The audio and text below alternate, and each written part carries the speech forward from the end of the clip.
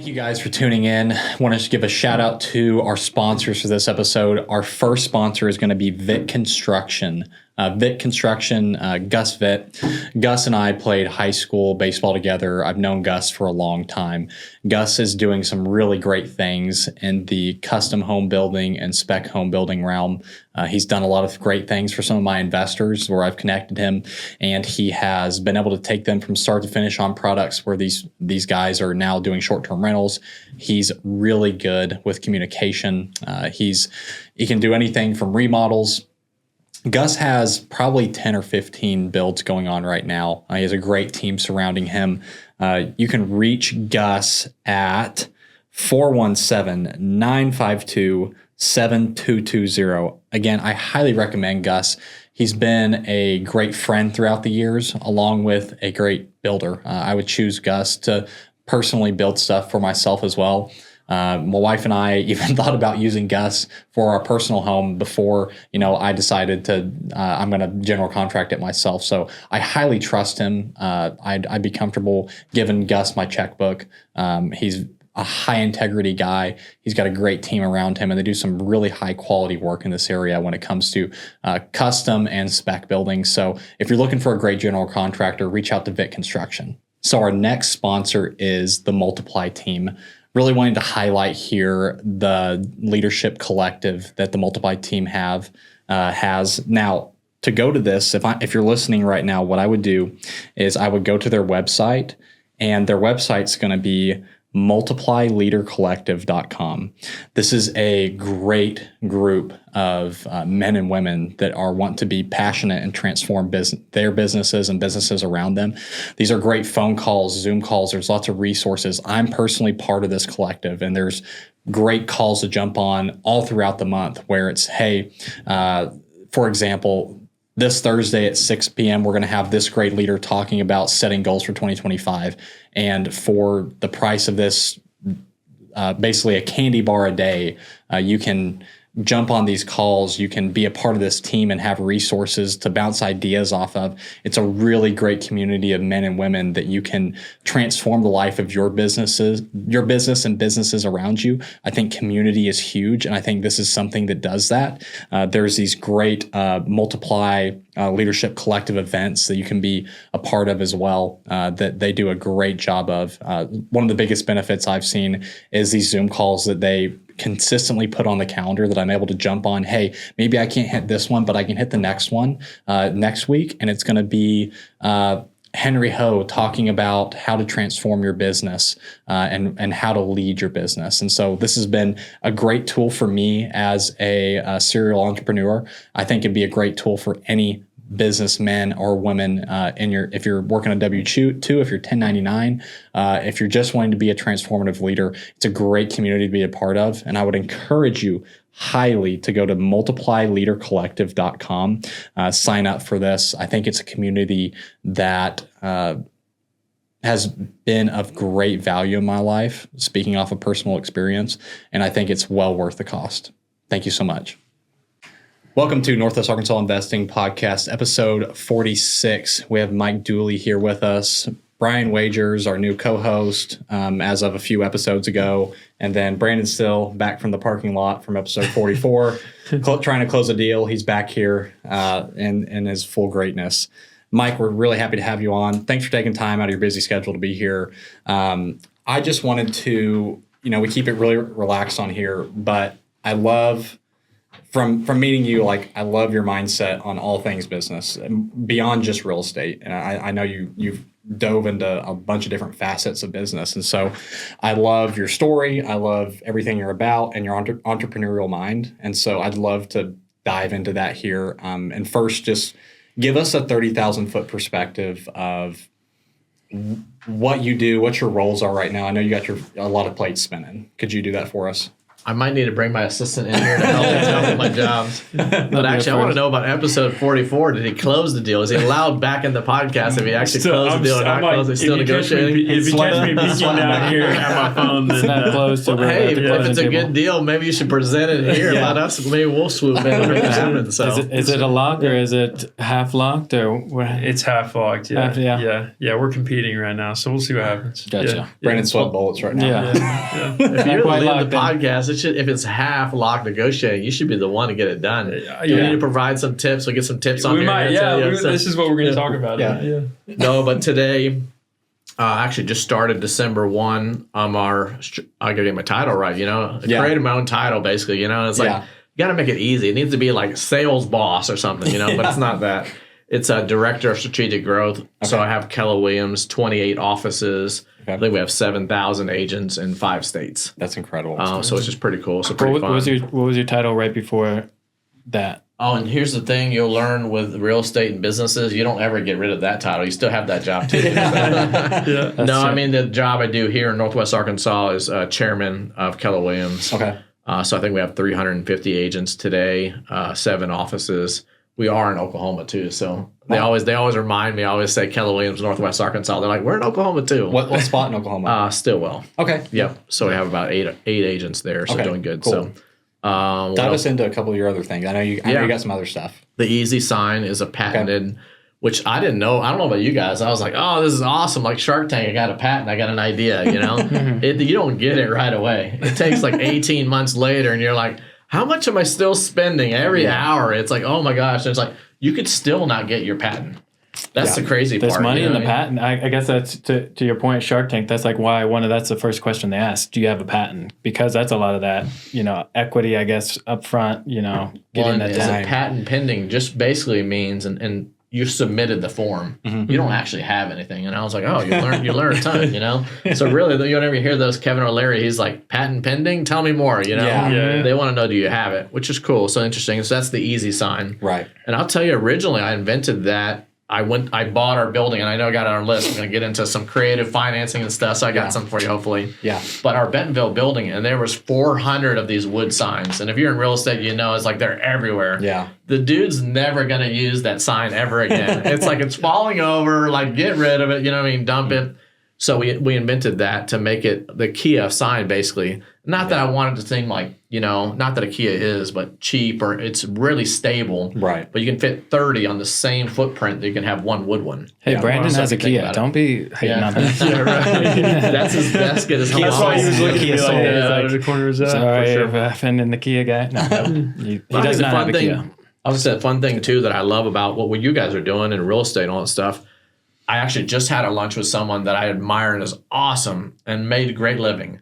But if you think about what we're doing, we have no ceiling. Mm-hmm. And I think that's the cool part, too, where someone said, hey, join our company, join our team, do that. You can be an owner here. Yeah. All right, well, tell me more, So I did start out as 5%, then 10, then 15. So now I own about half of Keller Williams, Northwest Arkansas, which is cool, How many agents is that? We were actually just talking about, like, why it's so important to have sales as a skill, life skill.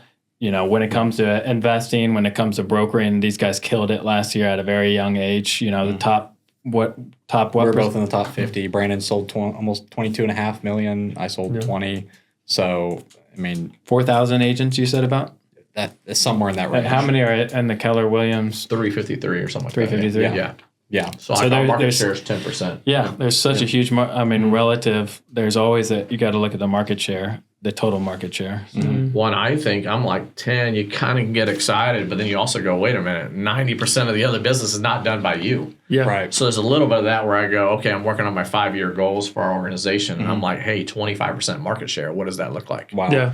What's your objection to that question too? Because we're talking about, hey, 4,000 agents, that's too many. I better not be a common agent. Like what's I actually think we can have more. Because think about it in some ways, though. I always say there's really about 100 really doing anything. 20 million, 22 million, you start going through the list. You start going through who's really doing the units. My wife should really be on this podcast. She did like 80 deals last year. It's crazy. So, freaking pumped out. She doesn't want me to get her number, but it's like $41 You want a house by the lake? I just started following her because of our relation. It's like, oh, dang, like 4 million. I was like, Jen, do we need to live by the lake? She was sell the house. Yeah. But I think too, what I think about like her, for instance, she's really good at follow up, staying in process, project management.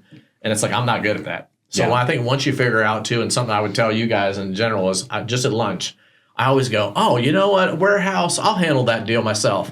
Here's what happens. I don't follow up with the people. They get mad at me. And it's like, hey, aren't you this big star? And I'm like, well, I'm not really good at like owning something end to end. I've actually never done a real estate transaction end to end ever. Some people have the school of thought that says, oh, you need to go through the 200 tasks to close a home. I've actually never done it. I hired a transaction coordinator day one, even before I even had his license. That's smart. I was like, wait a minute, you're $275 or $300, whatever it was. You're going to do my deals from now on. Well worth it. Now in our organization, we have salaried people, which is just awesome. That's what they love doing and they're really good at. Why am I going to do that? I'm going to screw it up. I'm going to forget a form, forget a dot, What's end to end? Like, what do you mean by end to end? I mean, so say I met you and I said, hey, we're going to do a $10 million deal, and then actually go to closing all the way with all the paperwork, all the mortgage documents, all the title documents, all the paperwork. So there's 200 tasks is what we say to close a home. Sounds like a due diligence task list, like before you close. Yeah. Mm-hmm. And people forget that. They usually do just see closing. They maybe see a little bit of mortgage stuff. But somebody actually making sure you're compliant, that we're not actually, go to jail either, Yes. That's why I'm like, you know what, hey, if there's a risk for me to do that, I'm not doing that. Yes. So I've never done it. But there's some school of thought that says you should know everything about it. I actually don't agree with that because it's like, you know what, hey, you drive your car now, but you don't know how the engine was put together. You don't know how the tailpipe was put on. My dad would say, you should know how to change oil. Yeah. I'm like, there's $17.99 places I can just like pull up. Jiffy Lube. Hey, 7 minutes later, you're like, see you later. Yeah, it's like someone said, you should learn how to file your own taxes. No, thank you. You know, good, like you should have a good title company. You should have a good lender. You should have a good contractor. You might be able to bring some stuff in-house, but at the same time, it's going to limit you. And For sure. I think that's the most important business tip that I've learned over the last few years is to focus on the things that you're the best at and that produce the most for you or anybody around you. So Who Not How, 10x is easier than 2x. Yeah. I mean, I think those are some great books for. I was just going to throw out 10x versus 2x, and I love it. I'm actually doing it again in Audible. I read it the first time. Yeah. If you think about that too, so it's like, all right, you both did 20. It was awesome. Yeah. What if I did one warehouse that was 20 million? Yeah. And I took off the rest of the year, right? Your income's the same, but it's just thinking differently. And someone's like, well, how do you do that? Well, warehouses are selling every day. Right. You're just not doing them. Yeah. You know what I mean? So you just think about it too. It's like, well, $10 billion, if you really think about it, so we're 10% market share. So we just hit $1 billion. Yeah. So how much other business was done by somebody else, if you think about it? So you're asking about the 4,000 agents. I think there's always room for more people and more talent. Yeah. What you guys are doing is challenging it too. Like I'll tell you, when I started, nobody was over 50 million. This was like a team or an individual when I first started. Yeah. It's like 2016, 17. Then you started seeing people like us. I was like, my goal is 100 million. Yeah. Well, no one's ever done that for 20 years or whatever. But you had to realize, I guess some of it too, there's amazing, great agents here. But I had to go outside Northwest Arkansas to see what people were doing in Scottsdale, in Miami, in Tampa, and these places. Some of them are doing $2 billion. These are teams, not even brokerages. So then back to 10x versus 2x, you go, wait a minute. Yeah. I thought I had a big business or a big organization. You start going, well, not really. You know what I mean? These are teams doing that. Yeah. And I think that's pretty crazy when you think about it. That's nuts. I think and I didn't watch it for the drama, but Ryan Serhan or whatever in New York. I watched, Sir. He has a really good book too. His brokerage. I watched the Serhan. Netflix thing because I had to skip through parts because it's a lot of drama and stuff. Yeah. But I'm like, oh my gosh, they're like saying 100 million like it's $10,000 For sure. And so a lot of what you did, it's just like, okay, like people in Northwest Arkansas were just maybe a little behind. Like they need to open their ceilings up. Well, some of it, we weren't on the radar. I mean, 2016, the average price was $200,000. Yeah. Now we're 450, 425, depending. So think about it. I used to watch that show when I was getting into sales, like to get me hyped up, like doing exactly what you were talking about. Oh yeah, this $25 million penthouse, and then they would flash to the commission on that, and it was like, man, and they're like wheeling and dealing, and such a motivating thing for sales, and especially for real estate. But I wanted to talk about Brandon and Zach's answer to that same question. Brandon was like, the bar is lower, like, especially in the service industry. Like if you get really good at something, like you can there might be 4,000 people doing it, but how many people are getting after it and getting really good at it? Mm-hmm. Yeah, or people with high integrity and people that do what they say they're going to do. There's not many. Basically, anybody. I've got a lot of buddies that will say they want to be in certain industry or whatever. They want to go off and do their own thing in a certain industry here in Northwest Arkansas. And I truly believe, and I think it's when you get out into the business world, you see that there's an abundance of opportunity for people that are willing to get after it and provide value to people. And so, just like in our businesses in real estate, there's plenty of people investing. There's plenty of people selling real estate, but to do it at a high level, I think takes high integrity. It takes just kind of getting after it. Well, honing your craft. You guys are doing it now. Mm-hmm. It's actually brilliant because bring people on, tell me all your great secrets. Okay, great. Let me write all those down. Exactly. Episode 46. I just learned from 46 other people how amazing and how they're top 1%. Because you're not going to get in a podcast and say, trust me, we need like 17 pages of all the things I failed. Yes. I want to make sure I say that too. You want no one to listen to and just go, oh, it was easy. Yeah. But how great is it? Most of the time on podcasts, you're getting their top 5 ideas, top 5 awesome things. You're going, great, I like that, I like that. Yeah. So I would say too, the 4,000 people aren't willing to hone their craft. Yeah. We were just talking about you're at your home gym. You could sleep in. You're waking up at 4 a.m. to work out at 5. Mm-hmm. Well, your body is the biggest thing. Obviously, your mind and learning. We're talking about reading 20, 30, 50 books. Well, the other 4,000 people aren't doing that. Right. That's the difference, I think, too, is they're honing their craft and themselves. Because I had a boss say, know a little bit about a lot. Yeah. So think about this. If someone flies they're from Bangladesh somewhere, and they're like, hey, I want to buy a $40 million warehouse. And it's like, well, what's made there? Well, hats actually is a really big thing. So you know a little bit about a lot. Yeah. Well, you can help yourself bridge the gap to build a relationship to going, okay, I read in a book, or I know one time, Outdoor Cap, whoever it is, they got their caps for $4.73, there in Bangladesh. Yes. Well, now I connect the dots with someone too, and I can build a relationship.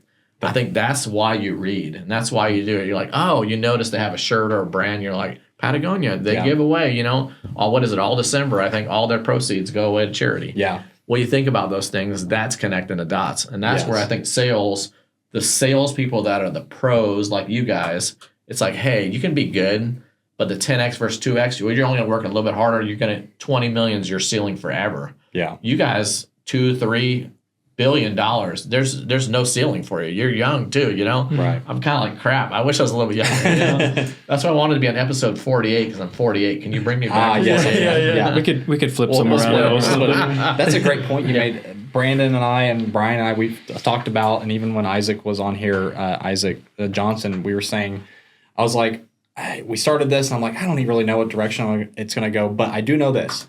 It's been able to involve us in a sphere of people that we typically wouldn't be able to be involved with. I'm able to provide you with 10 social media clips for yourself with some other stuff and say, hey, can we go on, pick your brand? If anything, we've seen through episode 1 through 48, we have created new spheres within just by having a podcast. It's like, we're losing money doing this right now, but currently we can't wait to talk about our sponsors later. We'll talk about our sponsors later. Thank you guys very much. But it allows you to intermingle with people that you typically wouldn't be able to.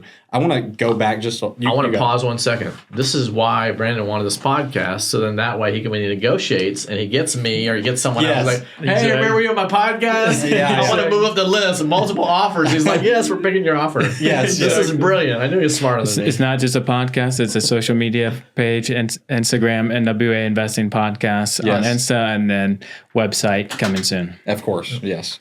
I wanted to go, you said 2016, 2017, correct, is when you got, was that when you started with Keller Williams? How did that even So Valentine's Day 2016. Okay. And it was, I didn't know we were going to talk about this. Let's cancel the show now. No. 9 years ago? Yeah. So I'm actually going on my 9th year, which is crazy. And I still feel like I'm one of the new guys. Really? If you really look at it, which is just wild. So I was about to turn 40 in 2016. We were about to have our second kid. Okay. And I said, hey, I told Cody, I said, I'm going to tell my kids and every kid and everyone, be whoever you want to be. You could be awesome, no ceiling. And Dad has a ceiling. I'm at a job, which is a good job. It was good, though. It wasn't what we're talking about. It wasn't great. Wasn't good to great. It wasn't all that stuff. I said, I'm going to be 40. Like, this is not going to be my life. I'm going to do something different. And I listened to a podcast or YouTube or something that said the top 1%, 24% of their portfolio is in real estate. Wow. So wait a minute, there's something to this. You know, Yeah. you think about now, fast forward, you think about all the tax savings, all, you know, things you can give, you can do, and all the wealth building. But I would not trade it for the world. I would just like tell everyone all the time, I love this industry. I love what we're doing every day. I'm like a new deal or a new thing. I'm like, wait a minute. Just so you know, my wife hates me for this because every time I say, I could buy that. Yeah, She's yeah. like, it's like $100 million, you know? She's I like, can buy that. chill. I can figure out a way to put a group together. That's the cool part, I think, is that there's no ceiling to your mind either. Yeah. I'm always like, I can figure that out. We can make it happen. It's always a yes. So I got into it, though. My father-in-law is an amazing builder here, Mark Smith Construction. Mm-hmm. You probably never listen to a podcast, but still, much plug to him. He's awesome. He's been building for 50 years. Right. And I said, hey, I'm gonna leave my corporate job and I'm gonna get into real estate. Would you be interested in maybe building some specs and maybe I sell them? I think he thought Cody was never going to let me get my real estate license. So he was like, sure, we'll have coffee, do all that stuff. And I was like, I got my real estate license. And he was like, basically, I was just joking. You know, he builds 3 big houses at a time, does a great job. And it's a good thing. We're not probably working together. Yeah. But Cody joined 2 years after me. It was kind of funny. One story to that. Wow. Carter Clark, awesome guy or whatever. Weicker, good dude. Did I say Carter Clark? Yeah. I was thinking Long real estate school, and then I got confused for a second. I was like Brandon Long. But he approached, I was like, Cody, you would be great at real estate. You should get into it. I was not in real estate. And he brought it and presented, and I was like, you got all the skills. You know, you're a good listener, all the things, you know. So she didn't get into it. But she worked at Kimberly-Clark, and they had layoffs. Yeah. So she was not laid off, but let her do a voluntary. I said, hey, come sell 1 house a month. Yeah. And she's like, you sold me 1 house a month. I was like, I can't help it if you're competitive and you want to win. Yeah. But that was kind of our goal. But yeah, just to get into real estate. And I think when I met some of the leaders that I'm working with today, I've only actually been at Keller Williams. And I just think there's some amazing other brands out there. I really do. I think you have to find your culture and your home for you. Right. I don't believe Keller Williams is for everyone. I think you're going to find a place where you like your people. Kind of what you guys are doing. I'm kind of jealous. You're having fun. Yeah. We're actually working right now. All of us are, right? Yeah. And we're having a good time. But I just think, too, you found a spot where you said, hey, you can own part of this office. You can maybe own the building. You can own hot springs. You can do all this stuff. And I believed it, and I just went and did it. I ran the playbook. So I think some people look at me, too, and they're just like, well, crap, how do you do that? Well, I just listened to that person. He said, do this, do this, do this.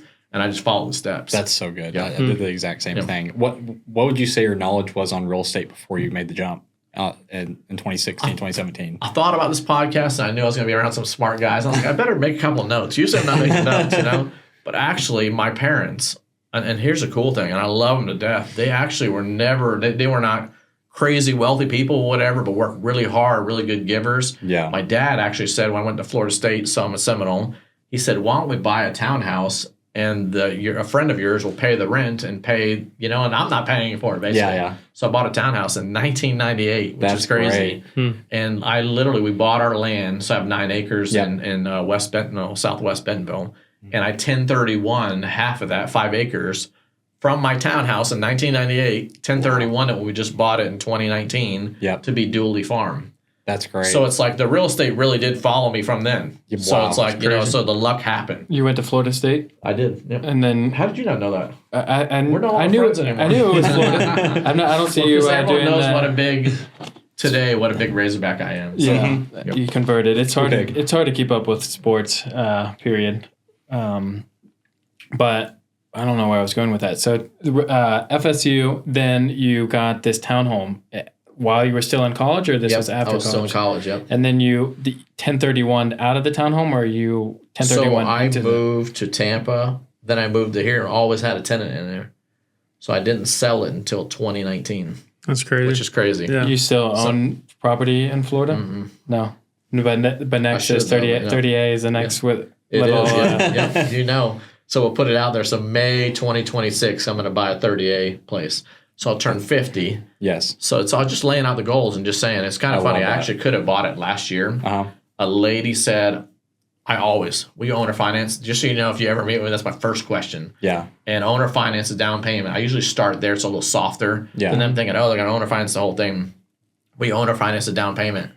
And they always think, because they don't really know, no one really understands it. 100% of people don't understand it, you know? And just also tell me more. You're still going to get paid. You're still going to have a second mortgage on the property. It's actually a win-win-win for all of us, you know? Right. And I wasn't ready for her to say yes. So last year she said yes, but then my wife, Cody, she was like, I'm not ready yet. So, Yeah. So May 2026, I'm going to buy my 50th birthday present. Is it going to myself. be that same girl? No, different place. Okay. And it was just through an agent, met a lady, and she was like, I think the days on market were like 8 months, which is not really long in a luxury place, but still, I was like, hey, let me throw it out there. Yeah. It also tells you, though, I know it works. See, back to will I buy it? It will work all the time, you know? Yeah. I like to go back to, because you're in like a CEO type role for Keller Williams. You know, on here it says, what's your biggest lesson you've learned about leading a team? But I'd also maybe start with that, and then maybe give us something for what's the biggest thing to derail a team, and something that you can do that could potentially negatively affect, or something you've seen that negatively affects your team as well. I'm glad you reminded me that I work at Keller Williams, right? Yeah. Because I never do this. I need to make sure I do this. I just lucky enough to kind of be the face and hang out. You know, it's like I want to thank everyone that works at Keller Williams and all the places that work with me. They do all the heavy lifting and all the work all the time. Right. All the crazy schedules and all that stuff. So I want to thank them. Yeah. But if I think about teams, and I mean, I've had, if you think of organizations, 2019, I was not our CEO chairman. I think I was just about to be a minority owner to buy 5%, but I was our largest Duley Group team at Keller Williams. Yeah. 2019 was probably like a tough time a little bit for Keller Williams, and just kind of oversharing some of that. I think we didn't have local leadership necessarily. We were humming along for so long. I mean, it's one of the largest organizations in the world. You know what I mean? You got 175,000 agents. It's like, sometimes you got to a point too where I think you said, let me just put a flag in. It's like Keller Williams, everyone's going to come, you know? Yeah. I think we got to 2019 and other disruptor organizations came in and we're doing a good job, good cultures and all that stuff. And I took the eye off the ball. Yeah. So I would say, I think when you do that too, when you're never growing, it's like we probably weren't reading enough books. We weren't talking about it. Yeah. We're just going, they're gonna list with us because we're Keller Williams. Yeah. I think that was a good kick in the butt, actually, for all of us, really, too, to remind ourselves too, like, no, I don't care what brand you work at. You know, if it's called Banker, Weichert, whoever it is, Colliers, there's all great companies out there. They're actually listing with the person first. Yes. So I think that's something to think about. And your brand, too, can be something that helps you or hurts you. And I think at that time it did. Just because we weren't humming together. We didn't have a good culture. We weren't having fun. Yeah. What you guys are doing right now, I would say, too, I want to make sure I don't forget to do this. Any real estate people or people listening out here, investors, whatever it has not been an easy 8%, 10%, whatever it is, the rate. It is not like people are winning. I heard you say you got your first, the Camden Crossing. Yeah, for Elevate. I'm like, you forget I was at Florida State. But you have been still grinding every day. You just didn't have a deal. Yeah. Right? So I think that's some of it, too. Yeah. I would just say I think that's important with any team is just to be checking in. Yeah. Are you doing quarterly check-ins? Are you doing monthly? Are you feeling the pulse of your organization? Yeah. I think whenever you're just, if I was in 30A for a year and I had no pulse, I better have a backup plan for leadership to be running it or doing it, not me. Yeah. So I think that's something we think about a team. I think too many times I actually attempted to do that. I went to do at one time, and I think you had it in your companies. I had like 11 companies at one time. Yeah. Just so you know, do not do that. Yeah. And I've said this before, one of them was staging company. I had a mentor say this, whatever company you have, pick your threshold. So the staging company. So my threshold number is, if I'm going to be in any company, I have to make $250,000 or more. Okay. If it can't make that quickly, I don't want to be in that business. Right. And I think before dollar per hour, we talk about that a lot on this NWA investing podcast, is that figuring out what your dollar per hour is and hiring that out. And I think that's, you already have that. Like, am I going to do this new venture? But that doesn't just come, like, you can't start with that mentality. You have to work really hard to find out what you're really good at. And you have to work like, okay, I'm going to do the things I'm really good at, or I'm going to hire out the things that aren't my dollar per hour. But you have to like push it to the limit to figure out that what your maximum is, and then you can start doing that. Well, it's a buy box, but for business. Yeah. So I think just knowing, and also what do you like? Well, I don't really know how to decorate. I don't know how to design. I don't do that. I just thought I was going to get lead flow on listings. Yeah. And I realized we weren't really getting, all we were doing is basically giving it away to be able to get the listing we already had. Right. So if you think about that, so what he said though is pick your number. So now any business, I said, can it make 250? Yeah. Well, I've had stuff that's lost too. And I think you just got to go quicker and just say, okay, let me look at the P&L. Let me look at the people. Let me, can this person help me get to where I'm going? Yeah. And I think that's important. Do you see with your organization, I know I've seen it with my dad with owning businesses, and we've transitioned into millennial and now we're in Gen Z, into this younger workforce, them seeing your face around. Do you feel that's big? Because I saw my dad would take long vacations and the workforce back home would get apathetic because they feel like they're not around. They're just big man overbearing. Like what's your thought process on that? I think it's a culture and how you hire them. Yeah. If you're like, hey, we believe in 4 vacations a year, 1 a quarter, whatever it is, and you lay that out in the beginning. Actually, I think too, the old school way, which I'm kind of in the bubble, I'm 48, I'm a little bit of both. I actually show up every day. I'm actually the first person in the office every day, all the offices, if you would, I turn on the lights, all that stuff. I could work really from anywhere, but I like going in. It's just a system for me. I think it is nice for people to see the person. See the face. I think it's, and I get on maybe too much on our private Facebook groups. And I'm like, hey, I got another idea. And they're like, here's 97 more ideas. Yeah. And I think about that from leading a team too. If you want the leaders, the other people to lead, sometimes though, you just need to provide the idea or plant the seed and then pull out. There is a balance, I think, too. Especially for sales. Because then you don't have a company. Especially for sales. A good, like we were talking about sales on the last episode, and a good a company that you're going to do sales for is not going to get in your way. They're going to support you to do whatever is best for you to make more sales. Like that is one of the best companies to get for. No matter if you're selling real estate, whether you're selling solar panels, logistics, a company that is going to get out of your way, and not only get out of your way, you want someone that's going to support you, not someone just say, hey, give me 20% of the check every month, but have all the tools, all the systems, what you need or what you don't need is huge. And then having a structure, like the structure has to be incentivized for the person who is investing, who is selling, where the more work or the more money they're putting in, it's more incentivized. Well, you're transactional then, right? It's not a relationship. We're not investing in each other. So you were going down a good path earlier. I'm going to give you credit for this too. No, you were saying too, know what you're good at. Yeah. So it's true. So also whenever I work with someone too, it's like, well, what do you want to bring to the table? You don't just want to bring someone in your organization and it's like, hey, we're going to do everything for you. You're just going to come and be a number. No, like, hey, make our podcasting better, make our social media better, like add value. If someone can go to an organization, you're brand new, and you can add value and say, hey, I know how to do TikTok better than anybody. Even I don't know how to sell real estate, but I can show you how to do this, and then we can learn together and we can grow together. Yeah, that's what I think right now today. If I look at our organization, our culture, it's doing a really good job. Now, I think too, maybe before 2019, you didn't have to work as hard as far as culture. Today, I think you really do. Yeah. So you asked about younger generation, some of that. I think you got to check in more. And how do you, like you went with the face-to-face as far as you as a leader. How do you feel about face-to-face doing business in Northwest Arkansas? How do you think that's important? Could I do business on video calls all day, or do you think it has more weight, being more in face? I think it's a mix. Yeah. I think we're younger generation sometimes too quick to text. Sometimes I did 97 texts. I could have done a 4-minute call, understood where you're at, because sometimes some texts I read and I'm like, they're pissed.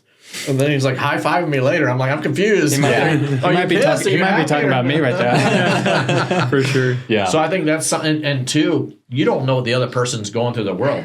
I mean, I get like 100 texts an hour almost. I have ungodly amount of texts. Yeah. So I have to skim it really quickly to try to respond or try to get it to somebody or move. Yeah. So sometimes if you don't have time to really read something and you send me like 97 paragraphs, I think that's something else. I'm a 3 bullet point person. Yeah. 3 bullet points. That's all, you know what I mean? And then if I need to dig deeper, do that. I think that makes information flow easier. It's an art form. It really, I feel like it's an art. It's an art. It's not a science. Yes. For the record, see, like I'm a bullet person. You know what I mean? So hey, Zach, this is all Zach too. I think that for me and what I see in my business, it's who am I talking to? Do they need a phone call? Or it's some person that it's like, hey, if I get on the phone with them, it's going to be 15 minutes that I can't get off. Like I will purposely, I'm not going to say who these people are. I will purposely not answer and be like, hey, I'm in a meeting, but I'm just driving or something. I need you to text me. And then their 15-minute just got condensed to 3 bullet points. And then sometimes it's the inverse where I'm like,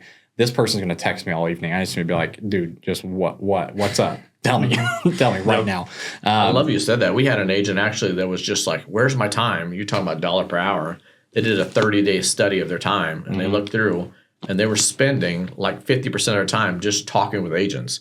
Not really about the deal. It's like, hey, we already have the deal. And then it was still like, oh, did you see the latest thing? Whatever, the Razorback game, whatever. And it's like they really looked through their time study and they spent all their time just talking more. You already had the relationship. It's not like you were building a relationship either. Yeah. So I think that's something to think through for sure. I'm big on email. Like I like being able to go back on it, and I like to be able to execute. Like I'll leave that unread unless if someone calls me, you have the risk of it going long, or I'm in the middle of something else. I could be having 10 different conversations in email, and I can only be having one conversation when you're on the phone. And sometimes that needs to be had, complex talks, but sometimes complexity, you need to have that on an email too, to go back. So there isn't any telephone game or anything like that. But I think texts are good too. So you can get that thought out, but sometimes phone call too. You need to, if let's say you're a seller and I'm calling you need to hear my voice and it not be like, hey, I'm sending you an offer. And it's like, okay, if there's other offers that come in, there's no personal connection that ever happened.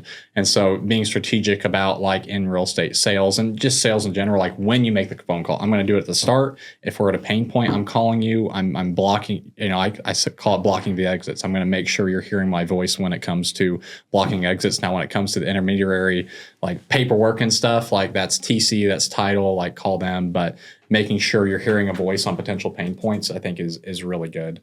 Especially when you first start in a relationship too, like you're figuring out how each other work and how you get smoother, and you're building that relationship, you're building that trust and making sure it gets across. And I just thought that's so interesting, the face-to-face, because in NWA, it is really interesting seeing Mike. I'm going over for coffee and I see Mike coming up for coffee for, meeting someone else. And I think there is power to that. Like, seeing NWA people investing with other NWA people. Yes, we might get in some out-of-state money, and that can almost be a complaint from investors here, but we still have power in the local face-to-face meeting, seeing each other, holding each other accountable. Like, I want to do good on a job for you because you're going to have to see me at the grocery store. Like, that's a whole different level of pressure too, just being out there. But I think it's also fun. You can sit down with some people you do business with too. But I think NWA still has that unique dynamic and unique advantage to the people that are sitting in Northwest Arkansas. Yes, there's a lot of people here. There's a lot of money coming here, but you have an advantage already, and that's being in tune with the market, and that's having feet in the market and being able to be in the same room as someone and face to face. Of course, we have that small town feel still. Yeah, for sure. What's funny you said that. I was going to say real quick, 2023, I had coffee at Heroes a lot, or different places, kind of close to my office. But I realized sometimes I wasn't giving the person the eye to eye, the face to face. Also, because it's a small town, I might see 10 people I know. Yeah. And the meeting was for 30 minutes, and I only gave them 7. Yeah. Because you're talking to the table too. So one thing I was purposeful in 2024. I actually we had coffee. I did it in my office, and we're gonna have coffee in my office, right? So we do it there in the conference room, so that way we can talk. So I think it's something to think through. And one other thing you talked about teams. Anyone listening, I sent an email. It was like December 15th to anyone that worked for me or worked with me. How do you want to be communicated? Yeah. And it was funny, 17 different answers. But me as a leader, one of the things is I do text a lot, and sometimes they can't follow a text. Now, I actually have my text delete after 30 days. Okay. Actually, if it's not done in 30 days and they don't text me again, I don't need it. Like, clean it out, get rid of it, if you will. Yeah. But my executive assistant was like, well, hey, sometimes I can't follow. I don't have them saved. Who is that? So sometimes she wants things on email. Yeah. Well, you know what? It actually might have saved me 4,000 more texts than just having one email, and then she could run with it. Yeah. So that's anyone that's starting a team or has a team, I recommend doing that check-in too, to say, how am I communicating? How am I doing? Now, it might hurt sometimes. Sometimes when I get that feedback, they're like, well, you suck at this, But it's good to know, because you know what? You might have stopped something from being a problem. And that's something I wanted to touch on too. I didn't know if it was on here, but we talk about systems a lot on this podcast too. When did you make the investment into an executive assistant? When was that in your journey? Probably way early. My first one was a VA. VA, yeah. Yep. I think that's where most people start, VA. Yeah, I think why I didn't stay with a VA for that role for me. Now, I have a lot of VAs in our organization. I think for me, back to your point, Northwest Arkansas, they're like, hey, meet at Springdale. Well, they were scheduling me for a meeting. I might have one in Farmington. I might meet in Bella Vista, and then later I was back in Fayetteville. Boom, boom, boom. I'm like, what the heck? So there's some of that too. And sometimes just knowing the players, you live here, and it's like, I'm having coffee with Doug McMillan or something. It's like, well, you don't send him a thing, call him Dougie. Exactly. So I think there's a little bit of that too, where also, where are you going? Well, I knew I always wanted to be chairman, or I always wanted to have those opportunities. So sometimes I invested in myself. Yeah. I think that's something to think about an executive assistant. It's like if you have the right one, you're investing in yourself. Yeah. One of our biggest problems, you talk about team and it's on there, is my wife and I's communication sometimes.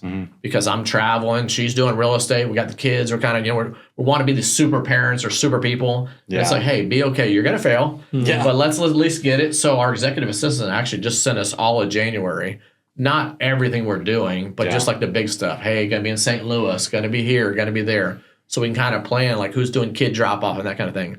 Well, it gives your brain a sense to go, okay, we got a plan. We got our Monopoly board for January, if you will. Yeah, I love that. Yep. Let's go into. I would. These are all softballs, right? Nothing hard. Yeah, right? it's all softballs. I'm gonna jump a little bit. I'm gonna say, because you've touched on it 2 or 3 times on like how you keep yourself sharp and continually growing your business, and that can be beyond books. It could be what you're doing for workout. Give us like a quick like background dive into like how you keep Mike Duley continuing to be sharp and everyone around you're not deteriorating, because I think it'd be easy to deteriorate mentally in this fast pace, but you've built your foundation up to a point where like, hey, I have these things I do, this is how I stay sharp, this is how I mentally, physically, spiritually like stay on the right path. So like, could you break down a little bit of that for us? And I'll tell you, 2016 when I started, no one's doing a podcast. I mean, look at you guys, you know what I mean? We're in a fancy, awesome studio making it happen. So I got to elevate, 1% better every day. So I'm looking at that all the time. So the goals for 2025 is 50 books. That's great. Well, you know what? Say I hit 40. Was that a failure? No, that's 40 more books than I probably read 20 years ago, So I think that's some of it. And knowing a little bit about a lot, I told you guys that. But always when I'm in I barely actually listen to music, which might sound lame. That's awesome. But I got podcasts, or I got a book going, or I got, I'm on calls. So it's always educating myself. And you know what? When there's stuff to sign up for it, I'm going. Yeah. My first year, actually, I went to 13 trainings and none of them were here. Wow. I went to Scottsdale, Arizona. I went to Orlando, and I was continuing to learn about this business and real. Right now, if you interviewed all 4,000 people, to your point, you just said, how many trainings have you been at outside Northwest Arkansas? I bet you it's like less than 1%. Yeah. So if you look at it, yes, we do real estate in Northwest Arkansas, but someone's doing it differently. Think about the companies, Picasa, Third Home, these other ones. If you would have been able to create that, you would have done it. Oh, yeah. Yeah. I actually, one of the houses that we sold on the lake, I actually was figuring out a way to be able to be a 1/8 owner of that. Well, I would have never thought about it. Real estate people aren't talking about that. My wife was in love with that house, and I'm like, I'm going to make it happen. Yeah. I'm maybe not going to pay $10 million or whatever it is, but I might be 1/8 of that. Yes. Where most people are going, well, that can't happen. How can that happen? Well, it's because I've traveled throughout the United States and I'm learning from other people, learning about companies. No, and here's the great thing is, I actually figured out later down the road, I'm probably still going to do this. You can actually make money. I can be a 1/8 owner and make money because you make commission on every person. The other 7 people you bring to the deal, you make commission. Then if you're the buyer and the seller, you make commission. Yeah. Everyone wins. We're allowed to say commission on here, bananas or Yeah, apples. you can. Oranges. You can, of course. I love how the sales makes you become a problem solver. Like entrepreneurship, sales, real estate, you have to be a problem solver, and you'll get way ahead for that. Yeah, so staying sharp is books. And something else that you made me think of there, like you're going out to these seminars, these events out of here. So one, like you're getting out of your comfort a little bit, going somewhere you might not know anyone. You might be the only person you know. So you kind of forces you to pony up. Like you have to start networking. And, Mike is also the co-host of the Northwest Arkansas Commercial Real Estate Meetup. So that's something we didn't talk about too. And like, I love like those events, Arvest puts on good events, there's the CCC events. Like that's the goal of real estate networking, like something we haven't really talked about. We could probably do a whole podcast on that too, but networking is so key. 59 referrals we got last year. Yeah. Well, wait a minute. I invested in myself in Scottsdale and Springfield and Kansas City. Now when they say, oh, I know somebody in Arkansas, No lie. You know how many deals I get for like Hot Springs or Mountain Home or Little Rock that I can't really, maybe there's someone I don't know or whatever. I'm like, oh, I just need to have agents in every single city because they go, oh, Arkansas, they're thinking of you. Yeah. Well, that's a win in investing in yourself. You did ask about this. One thing that's a failure has been, it's been on my goal to weigh 180 for like 10 years. Yeah. But to me, this is the year. You know, they talk about Quitter's Day is January 17th. Yeah. I'm at least going to make it to January 18th. Yes. No, but I realized that my body, that's something too. I think as you guys are all young in shape, but I think as you get older too, I think what you see, look at the people that have been around for a while. Well, they're just hustling and grinding and drinking and doing all this stuff. Yeah. It's like, how do I think about my body? So it's not only my brain and my mind, but my body, I got to be sharp. You know what else, too? If you're speaking and you're standing up, do you want to look at someone that's like 600 pounds? You know what I mean? They're disheveled. They don't have the right clothes matching. It's like, you know what? You're also a brand for yourself, too. You're representing your organization, your family. So that's something I'm really honing in on in 2015 is actually me as a brand. Yes. So, hey, if I want to be a thought leader, well, I got to look like a thought leader. Yeah. I can't be the guy, too. It's like, dude, just so you know, I'm wearing this hoodie. You can probably see it on. Cody's like, that's kind of casual. So forgive me, but you have the ball cap, so I felt better. I'm pretty casual. We keep it casual on the pod. Yeah. I mean, I think it's a walking representation of yourself. I love the aspect of taking. I think there is something more demanding when you come into a room and you're more physically fit as well. I could die. I mean, you can go as extreme as Andy Elliott. Yeah, like I don't know. Yeah, like the energy you have to like, and as you get older, it's more and more important. So I think, I mean, in sales, like you said, it's how you do one thing, it's how you do everything, and real estate too. So you definitely have. I got to do 14, 15 meetings a day. I can't be tired. Yeah, I got the 15th meeting and the 14th meeting.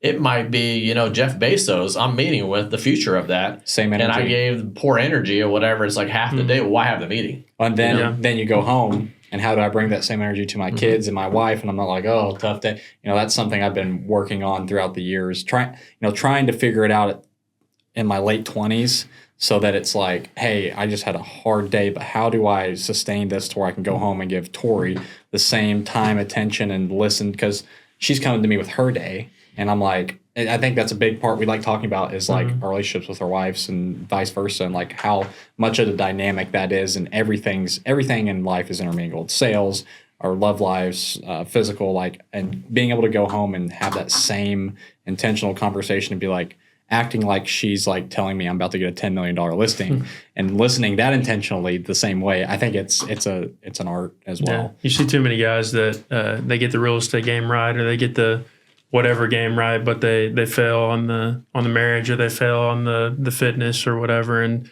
you really can't have it all. It just you got to kind of align the priorities and figure out the systems. So I love how you were talking about having an outside perspective. When you were talking about that, my brain was going, what would happen if a top sales agent from Los Angeles were to move into Northwest Arkansas? They would be like, see ya, like I'm going to be the top agent this year. Everyone's not doing because they're over there implementing all these tactics. I think you have such a great, it's inspiring me to go to some of these outside conferences and stuff.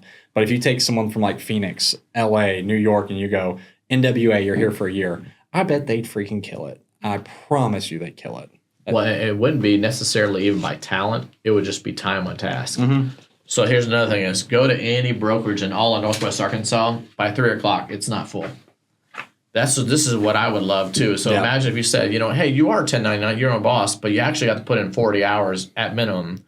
You know how many out of the 4,000 actually put in 40 hours? It's very minimal, I feel like. So if you look, there's a correlation between the top 1% and the effort. Yeah. There's some talent, there's some skill, they're honing it, iron sharpens iron. But still, if you really look at it, they're putting in the activities. Yeah. And I think, so last year showed me too. Now, I was on a trajectory up until last year all the time. 100 million, do all that stuff. Last year it kind of kicked me in the butt a little bit. Yeah. Some of that was because I did have 11 companies and 12. And it's like you get to a point too, are these really businesses? I realized most of them weren't businesses. They were just an extension of Mike Duley. Right. Then you don't have a company. So I think that's something to think about when you think about teams and businesses. Do you have a business or do you have one person? So say Keller Williams had to go to 100 billion, in 5 years, and everyone around me died. Well, would you figure out a way? For sure, 100%. You wouldn't have these other little projects, Yeah. I love when you talk about 40 hours. I'll have agents come to me. I'm finally getting to a point in my career where I feel like agents are reaching out to me like, how are you doing? What you doing? I have agents come to me, and even in our office and stuff, and they're like, what are you doing? Blah, blah, blah. And I'm like, well, I show up every day at 8 a.m. I'm doing stuff before that, and I'm like the only person I ever see. Me and Kyle Atkins. I'm the only people we see each other all the time. We're always at the office. Or not to say you can't be at home, but I promise you, just like showing up. A lot of agents go, I can work part-time and make $150K, but part-time turns into 20 hours a week, turns into 10, turns into 5. And it's like, no, like I'm going to be at minimum putting 40 hours a week into, it's terrible, but like at 10 o'clock, I might be like looking up a home for somebody. Putting in hours. So you have to show up and treat it like a job, because it is a job.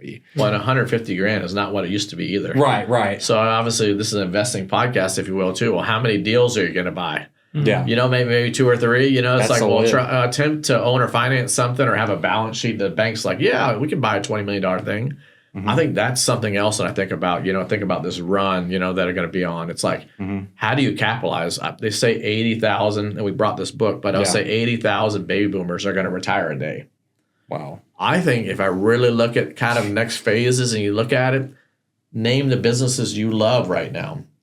Perfect example. Look at Red Lobster. I worked there for 4.5 years when I was in college, Yeah. And I loved it. I had a goal even then to make $100 a shift. Yeah. It was funny, how my brain works or whatever. It's like $100 a shift, all the time. And I was like, if I'm going to give it away, I'm losing $100. Mm-hmm. So I have to be willing to do it. So I was usually, if you worked at a restaurant, usually the person that picks up, that's me. Yeah. So you like classify. If you don't know me, that's me. I'm that guy. Yeah. No, but look at that. It just took someone with a fresh perspective to come in and say, all you can eat shrimp. If you ever seen his deal, and he's like, why are we doing this? We're making no money.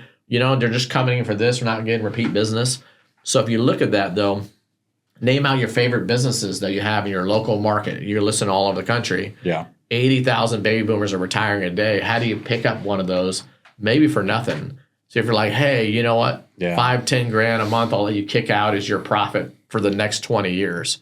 But I let owner finance the deal. Yeah. That's actually really where it's at, I think, if you look at businesses. Yeah. And a lot of if you look at commercial properties, that is a business. It's not really actually, it's got real estate with it, but it's really a P&L. It's a business. Yeah. Yeah, it's a strategy. Creative financing is a strategy that I've used and that people use. You don't like. At one point, I had the opportunity to pay off my house, but I did not do that. I did the opposite and continued reinvesting in more high cash flowing, more producing assets. So I think what you were talking about was figuring out those ancillaries, like in your sales, that you can delegate out. Like for you, I saw what you've noted. I saw you on Facebook. Like you have people, maybe go to your home and for their. I don't show a lot of homes anymore. Yeah, you don't show a lot of homes anymore. So you've already if it's beyond my. I tried to comment on there. I think it was like $50. I was like, I'm gonna do that. And that's a win-win. And that's someone who wants to get experience to go out there, get in some real estate and make some money. Maybe they're just getting grinding, and so you figure that out. I think that's super important for me. I didn't get into brokerage because it's I thought it was, just a part of the transaction. But for me, a good broker is same thing I was talking about. CPA is worth their weight in gold. I don't have time to follow up with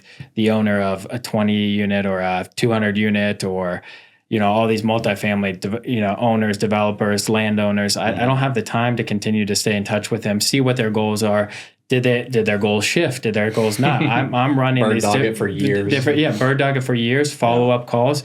He didn't answer my first calls. Am I tracking how many calls I'm making to him? That's not my best purpose in my real estate investing. And so I think you find that as you're growing in real estate sales or just investing, period. So definitely shout out to good brokers. For sure. Mike, give us a book or podcast you can't put down right now, and that's going to transition into your top 3 books. This podcast for sure. Let's go. But I did bring into the guys Main Street Millionaire and Cody Sanchez, if you follow her or whatever. I think she just thinks differently. Yeah. And I think that translates to anything. That's what I think about it too. So it's like I even now look at a piece of real estate and go, okay. For instance, I wrote on my list, I did a good year. I did 2 good years. Uh-huh. And the buyer's numbers weren't going to make sense. So I was able to slow down and say, hey, seller, you own it outright. It's just like basically putting in a 401k. owner finance half of it for 5 years, 7 years, whatever it is. Go talk to your wealth strategist. Came back and he's like, yep, slam dunk. You don't have to pay taxes on the full capital gains. Yeah. I think sometimes just taking a step back. But I think this book, for instance, if you don't follow her, basically she buys American businesses, if you will, some. So it's like laundromats. It's like, these things that you need. You talked about it too. It's like, you know what? Well, people are still going to eat Chick-fil-A. They're still going to eat some of these things too. It's like, I think that's something that really intrigues me going forward. Yeah. Business investing is super interesting. If I wasn't I am a business investor as well now. Real estate investing and business investing, they have a lot of similarities. So Millionaire Real Estate Podcast, which, they wrote the book, Millionaire Real Estate Agent, nice. is actually really good. The thing that I like, and this is for any brokerage, any brand, is basically like every Thursday, just send you the 1-pager playbook. Yeah. So if you're like, hey, I guess here's something a tip I would share. Don't do lead generation if you don't like it. Why are you guys here? Well, you like investing in real estate. Yeah. If you're like, hey, this is the open house podcast, well, we might all not be here because that's not our jam. Yeah. Now, people make a great living off that because they love it and they're good at it. And they got a playbook for it. Yeah. So I think figuring out one thing I would share too is back to like teams. I think I've attempted to do like 1,000 things. Yeah. I should go, do I like it? That should be a question you ask. Do I enjoy it? Am I going to be good at it? If you don't like it, you're not going to be good at it. Yeah. So any lead generation you do, it's investors. Well, when you talk to investors, they're like-minded, right? They're like you. They're similar. You go, I got it. Easy to do business. You're not the person that wants to talk for 4 hours on the phone and go, oh, girl, I love those plaid curtains. You're like, that's not who you want to talk to. You're like, let's get it done. Let's move. I got stuff to do. Yeah. So I think understanding that's important. That's a great point because the draining conversations for me come from, oh my gosh, the paint color and blah, blah. And the investor's like, yeah, numbers make sense. We can change the paint color. Yeah, send me the offer. Like that sort of stuff. That's an energy. It's an up boost to my energy per se. Give us your. But I was going to say, building your organization though, you still need that piece. Yes. So you might go, that's not me. Maybe that is a buyer's agent or someone else, or maybe that's your wife or whatever it is. And you're still lead generation. You're doing the work. Yeah. That's the hardest part. 90% is a lead generation. Where you capture the lead versus just saying no. Yeah. So if you wanted to get to 200 million, 500 million, whatever it is, we got to keep layering those. I think that's something to think about. Like Brandon's really good at cold calling. Like, I don't know if it gives you energy or drains you, but probably drains you. But you're a lot. I think you in any sales job, I think Brandon would have been better than me, and he does a really good job. I don't know how he does it with cold calling and grinding it out like that. And I'm like very reliant on my sphere, and I churn my sphere, and I'm very, very intentional about adding people in my database and following up, and I have systems and processes for that. So 2 different ways about going of what we're good at, but you found you're good at that. I'm good. You're probably good at, we're probably somewhat good at each of us, but it's different ways to go about it. I love the cold calling too, because I was going to bring that in, but there are some times where you have to do things that you don't necessarily like, like cold call. You were getting ready to. Well, this is year one. This is year one of first full-time year in real estate, 22 million. Like congratulations. That's awesome. crazy. And so, but you might have to do that for 2, 3. And then you might transition into like, hey, I have this database built out now. I'm just going to churn that. And it's a skill too. And I can tell you, I've never heard you on the phone, but I've heard you on this podcast and hear you speak. Like you'd be nice to talk to. Like got a very supple voice. I think episode 47, he should just every minute just run a cold call. Hey guys. And we'll critique him afterwards. You got to bring me back. I wouldn't say that. I wouldn't do that. Yeah. And the thing about that too was that you don't necessarily like cold calling, but you're good at cold calling. But I'm sure you like doing things that you're good at. So you like doing things that you're good at, and you got good at cold calling, and you're good at cold calling. So I mean, there's honestly just thinking about. To start cold calling absolutely sucks every time.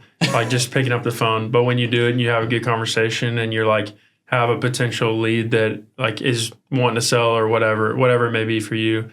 Like, there's not a better high. I'm like, dang it, why am I not doing this? Well, you're helping somebody. It's not like you're like, hey, buy these Oreos today. It's like, hey, you provide cookies. Exactly. It's executing. Like, that's like when you feel really good about executing. It's next. And that also reminds me of the feeling like of a cold plunge. Man, I look at that thing and like, I do not want to go in there. But then afterwards, I'm like, man, I'm so glad I did that. So glad. Cardio too, for me, like running, I'm like, nah. I'm mile 1. I'm like, I'll just turn around. Like, I got stuff to do. I can go get that done. And then I'm like, don't be a little, like, come on. Like, what are you talking about? Like, 10 minutes is not going to, like, you're going to get 10 minutes of extra work. Like, okay. Yeah. Like, it's that. inner dialogue of going, and then afterwards you feel great. So sometimes you do have to like push past those. Build the fire.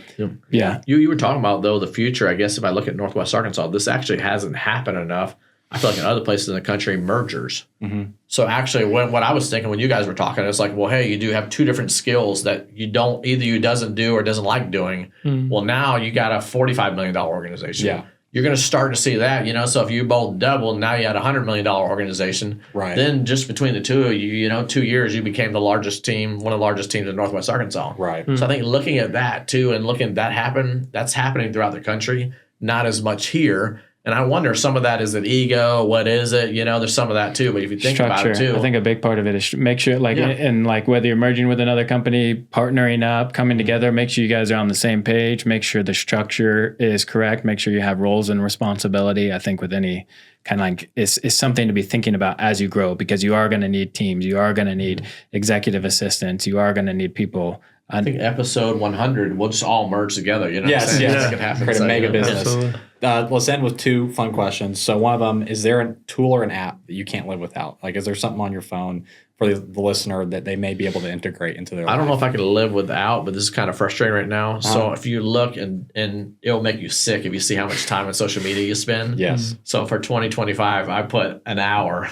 And I've already found myself a couple times say extend 15 minutes. It's a trap. So having that there has been, That's like it has been big. I think about like tools and time. I'm always about time. I would actually say this is old school, but calendar.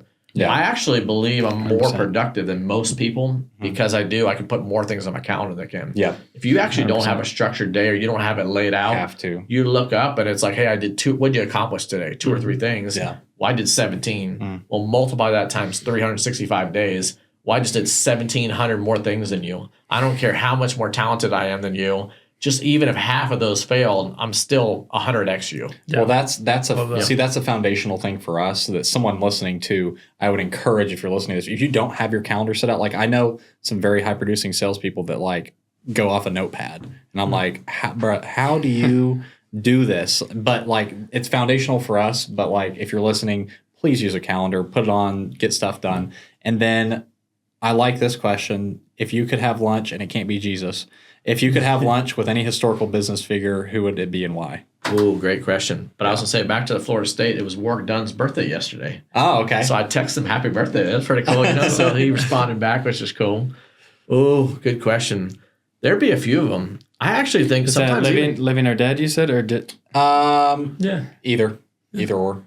I might even throw out people like or don't like Jerry Jones. Yeah. But I'll tell you, the guy, think about it. He's got the largest professional sport organization in the world. He's doing some things right that came from nothing, if you will, Yeah. So I think that's kind of cool. He'd be someone I want to talk to and pick his brain for sure. Yeah. That's a good one. I think a lot of Shark Tank people, Mark Cuban, I think would be really good. I just think you think about some of those guys, they're charging $500,000 for 15 minutes or 30 minutes. You think about it. Obviously, that's an investment, not an expense. I think that's something I would share with people. They look at too much time investing in yourself as an expense. You need to turn it on your head. You need to say, I'm investing in myself. Once you learn a skill, you're never getting rid of that skill. So, for instance, 5 years ago, maybe 7 years ago, I didn't know about owner financing. Well, how many deals happened in my whole organization because now I know about it, I've done it, I've introduced the concept. How many agents in Northwest Arkansas that trained with me know how to do this now? Maybe 1,000 deals happen because I'm just making up the number, but still, because before they would have been, it's dead in the water, it's dead. Yeah. We didn't ask different questions, so that causes you to think differently. Yeah. So I think you just cannot. That's an investment. I think that's important. Something I love that you said investment. It's more than just spending money. But my wife and I, we took this to date nights because she always had a poverty mindset of like, oh, we're throwing $150 away. I'm like, no, what happens with this $150 for a relationship? And she's like, well, we have a really good time and the rest of the week's great. And so once a week now, we spend $150 on a nice dinner, and it's a great investment. And so flipping that on its head, instead of we're wasting $150 to like, this is $150 of quality time I don't get with my wife throughout the week. I'm able to wine and dine, and we're able to goal set and plan. I love flipping it on its head and going, I'm making an investment rather than spending money. I think that's great. Did everyone get their wife points? I want to make sure that we all, That's how we do it. Tori, I hope you're listening to this. Brownie points. Mike, thank you for coming on the show. Oh, thank you so much. It's just a blessing and a joy to have someone on here that's like, I know I don't even have to look at this because it's just like boom, boom, boom, boom, boom, and I don't have to think. I really appreciate your knowledge, wisdom, and insight. You obviously know what you're doing, and I'm thankful to have guys like you around in my life. I appreciate you guys having me on. I love what you guys are doing. Keep kicking butt. Yeah. Hey, don't leave me behind either, right? You guys start doing these $500 million. Don't forget the little people on the way. So thanks, guys. Thanks for tuning in to episode 46, 7. Can't remember right now. Love you guys. Love you guys. See ya.